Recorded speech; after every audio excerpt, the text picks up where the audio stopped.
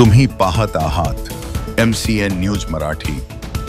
मेहकर तालुक्यातील वडाळी या गावात सद्यस्थितीत भीषण पाणी टंचाई निर्माण झाली आहे।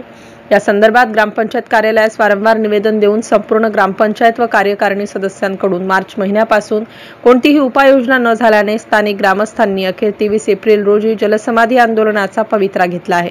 वडाळी ग्रामस्थांना भीषण पाणी टंचाईचा सामना करावा लागत असल्याने व स्थानिक स्वराज्य संस्थेच्या सदस्यांनी पाण्यासाठी कोणतीच उपाययोजना न केल्याने येथील नागरिकांना पिण्याच्या पाण्यासाठी कोसो दूर भटकंती करावी लागत आहे।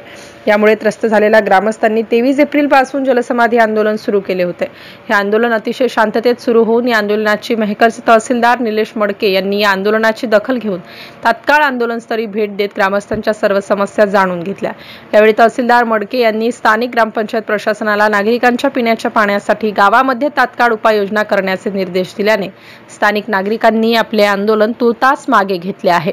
MCN न्यूज मराठी करिता प्रमोद मिश्रा, मेहकर।